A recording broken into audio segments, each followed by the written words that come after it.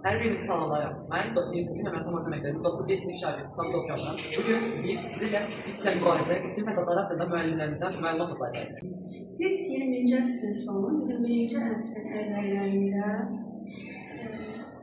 bəşəriyyət üçün mövcud bəlalardan biridir.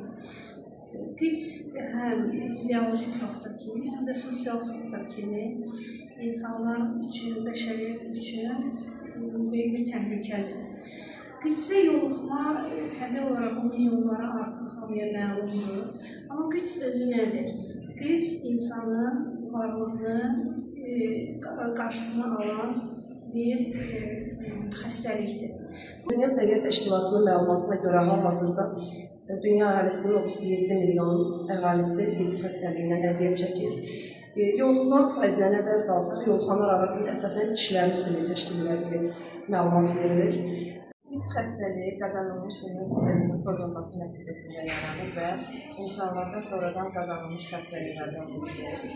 Dünyada 37 milyon nəfər insan bu xəstəlikdən əziyyət çəkir. Və bu xəstəliyin qarşısını almaq üçün insanlar daimi təbəqə olaraq elmi araşdırmalar aparırlar, laboratoriyada analizlər verirlər ki, xəstəliyi aşkar etsinlər və qarşısını tezliklə ala bilsinlər. Qüds təkcə tibbi deyil, həm də coğrafi, iqtisadi və sosial problem hesab edilir. HIV virusuna yoluxmuş insanların sayı hal-hazırda rəsmi statistikada 38 milyon nəfərdir. Afrikanın cənub hissəsində bu virusa yoluxanların sayı daha çoxdur. Burada təxminən hər 5 nəfərdən biri HIV virusunun daşıyıcısı hesab edilir. Bundan başqa Latin Amerikası, Asiya, Şərqi Avropada da bu virusun daşıyıcılarına rast gəlmək olur. Şimali Amerikada və Avropada vəziyyət nisbətən sabitdir. Çünki bu ölkələrdə təbliğat işlər daha yaxşı aparılır. Deməli, qüds qazanılmış immun çatışmazlığı sindromudur. Qüds əsasən qan vasitəsilə yoluxulur. Bu xəstəlik qanda daha çox yaşayır. İnsanın immun hüceyrələrini məhv edir. İnsanın bir damla qanında qüds virusu 2-3 sutka yaşaya bilir. Yoluxma yoluna nəzər salsaq, yoluxma yolu əsasən qanla keçir, belə deyək. Əsasən ehtiyatlı olmaq lazımdır. Məsələn, həkim müayinələri zamanı, xüsusilə stomatoloq müalicələri zamanı və yaxud da ki, məsələn, bərbərə gedən zaman, adi zamanda qan təması ilə də yoluxma baş verə bilər.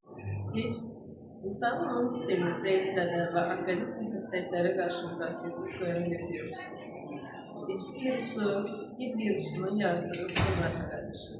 HIV bir virusdur, insan qanına düşür, immun sistemini zəiflədir, immun hüceyrələrini zəiflədir və HIV virusu bədəndə uzun müddət qaldıqda qüds vəziyyəti yaranır. Yəni, hər HIV daşıyıcısı olan insanda dərhal qüds yaranır. Qüds qazanılmış immun çatışmazlığı sindromudur və immun sistemin zəifləmə nəticəsində ortaya çıxır. Bunun üçün də bir sıra tədbirlər, müalicə layihələr həyata keçirilir.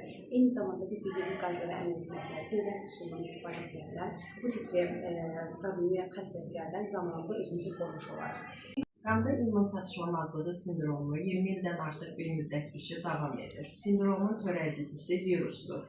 Bu virusa immun çatışmamazlığı virusu adı verilmişdir. İnsan genomunda bu xəstəlik 3 il müddətində qala bilir. İmmun çatışmamazlığı sindromuna yaşından, cinsindən, milliyyətindən asılı olmayaraq hər bir insan yoluxa bilər.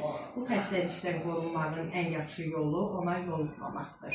Güc və xoşbəxtliyin təməli sağlamlıqdır. Hər bir kəsə sağlam həyat arzu edirəm.